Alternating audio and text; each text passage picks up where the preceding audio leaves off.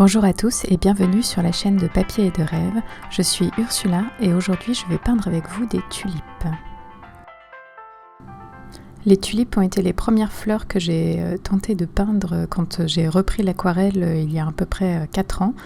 Et je peux vous dire que cette première aquarelle n'était vraiment pas une réussite. Mais elle était tout de même intéressante. Il faudra que j'aille faire un tour dans mes tiroirs pour essayer de vous la retrouver. Je la mettrai sur le blog si je la retrouve. Vous pourrez trouver le lien vers l'article dans la barre de description juste en dessous. Donc pour cette vidéo, j'essaye de me lancer à nouveau dans les tulipes. Alors c'est la deuxième vidéo que je tourne sur ce même sujet. La première, je ne sais pas encore ce que je vais en faire. Je vais peut-être la poster un petit peu en vidéo bonus parce qu'elle est intéressante. Il n'y a pas de gros problèmes dans cette vidéo. C'est juste que je trouvais mon premier essai un petit peu terne et banal. Et je voulais essayer de vous présenter quelque chose un petit peu plus original et un peu plus gai et un peu plus intéressant. Donc pour cette tulipe, j'ai ressorti pas mal de couleurs que je n'avais pas utilisées depuis quelques temps et j'ai essayé de les rendre très colorées, très dynamiques dans les contrastes de couleurs. Pour le rouge, j'ai donc utilisé du rouge Winsor qui est un rouge un petit peu froid, qui est un petit peu plus riche que la laque de Garance rose par exemple, et c'est une couleur qui s'adapte un petit peu plus à la couleur des tulipes je trouve, et elle est plus riche en fait, ouais. Et je l'ai accompagnée donc avec du turquoise de Phthalo, qui est une de mes couleurs préférées et que je n'utilise plus depuis quelques temps, et je crois que c'est un peu dommage. Et la couleur que j'ai utilisée aussi, c'est le jaune Maya, que je n'avais pas dans ma palette parce que je voulais essayer d'autres jaunes, et c'est un jaune un peu froid, mais plutôt équilibré en fait, il n'est pas si froid que ça. Mais en tout cas il est très transparent et c'est très agréable de travailler avec lui. Alors vous avez pu voir que ma première couche a été traitée de manière très floue. Il n'y a pas beaucoup de contours nets et j'ai juste placé en fait les couleurs comme je le sentais sur ma feuille, sans faire de détails du tout, comme à mon habitude. Et dans les couches suivantes, bien sûr, je vais affiner mon image et rajouter des détails petit à petit. Ça faisait un moment que je n'avais pas travaillé avec du rouge flamboyant comme celui-ci.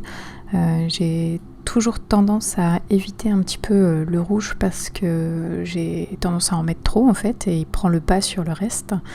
C'est une couleur qui est extrêmement pigmentée et donc du coup elle a vraiment tendance à être tout de suite très foncée, et il est parfois un peu difficile de faire des tons beaucoup plus clairs avec le rouge. Mais j'ai essayé de m'appliquer cette fois-ci à vraiment construire mes tons de rouge dans la douceur en fait, et en essayant de bien gérer la quantité de pigments par rapport à l'eau que j'utilisais. C'est-à-dire que j'essaye d'utiliser peu de pigments au début et beaucoup d'eau pour avoir des lavis très clairs et très transparents. Et au fur et à mesure que je vais avancer dans les couches de détails, je vais ajouter plus de pigments et moins d'eau. Alors comme je l'ai dit précédemment, j'ai accompagné ce rouge avec du turquoise de Phthalo, qui est une couleur turquoise en fait.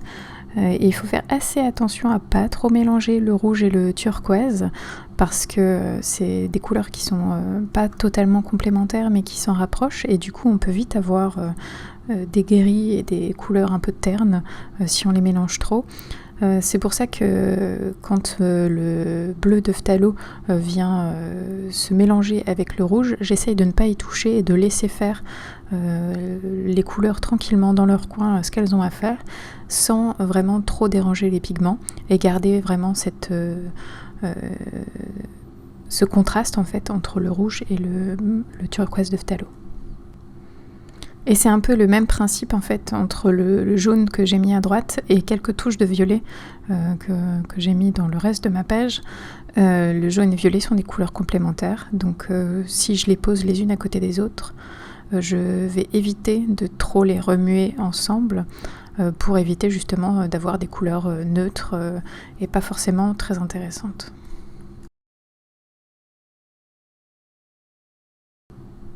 L'évolution que j'ai eue pour peindre ce sujet est assez intéressante. J'ai commencé avec une image de référence avec juste des tulipes roses sur un fond vert avec un bout de ciel bleu.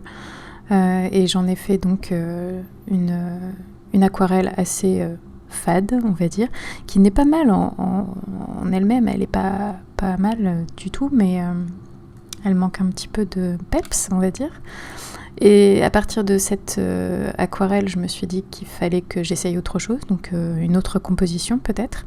Et donc j'ai fait une toute petite aquarelle de la taille d'une carte postale qui représente donc mes tulipes en rang, comme si elles étaient des petits soldats. Et ça a commencé à me plaire et je me suis dit qu'il fallait que je pousse un peu plus loin. Et pour cette aquarelle que vous voyez en ce moment, j'ai décidé de faire la même composition avec mes tulipes bien rangées, mais en jouant un peu plus avec les couleurs et en osant des couleurs un petit peu plus différentes. Et en même temps, ça m'a permis de retravailler certaines couleurs que j'avais un peu oubliées dans ma grande boîte de couleurs. Et du coup, c'était très agréable donc, de retrouver ce turquoise de phthalo. Et ça me donne envie de l'utiliser un petit peu plus dans les prochaines aquarelles à voir. Et parlons maintenant du matériel utilisé. Pour les pinceaux, j'ai utilisé un Raphaël Petit Gris 803 numéro 2, accompagné d'un Silver Brush Black Velvet 1/4 de pouce en forme de dague pour les détails. Pour les couleurs, j'ai utilisé du bleu d'Inde d'entraîne, du turquoise de phthalo, du jaune Maya, du rouge Windsor et de la laque de Garance rose. Et mon papier est un papier Canson Héritage en grain torchon. Pour cette dernière partie de mon aquarelle, j'ai changé de pinceau. J'ai donc pris mon petit pinceau en forme de dague pour faire quelques petits détails, quelques traits plus fins. J'ai commencé par faire des projections et ici je viens récupérer un petit peu le trop plein d'eau pour que mes gouttes soient un petit peu plus claires à certains endroits. Durant toute cette aquarelle, je n'ai pas recherché du tout de précision dans mes gestes, dans mes coups de pinceau, dans les marques que je peux faire sur le papier. J'essaye d'être plutôt dans l'impression et je me concentre sur les formes en général en fait, sans être trop dans le détail. Et par exemple, les tiges que j'ai peint en peinture en négatif en fait, puisque j'ai peint de la couleur foncée autour de mes tiges, elles sont pas forcément très droites, elles sont pas d'une forme parfaite, mais elles suffisent à vous donner l'impression que c'est des tiges. Et c'est le même principe pour les fleurs. Elles n'ont pas de pétales absolument parfaits, mais elles ont tout ce qu'il faut pour être identifiées comme des fleurs et je l'espère comme des tulipes. Dans la vidéo de la semaine dernière où je vous explique comment peindre une façade et simplifier les détails, j'utilise en fait les mêmes principes ici. Je vais faire une texture qui va s'approcher des fleurs ou des tiges ou des feuilles et ça va suffire pour que votre cerveau identifie les fleurs. Alors bien sûr, c'est pas quelque chose qui se fait comme ça du jour au lendemain. Ça demande peut-être un petit peu d'expérience, mais c'est d'une certaine manière plus facile à peindre puisque on ne s'embête pas avec les détails. Et j'ai l'impression que les débutants à l'aquarelle, et moi la première, s'embêtent beaucoup avec les détails. Et il faut plutôt essayer de voir l'image dans son ensemble comme si elle était floue en fait, et essayer de peindre le flou avant de rentrer dans les détails.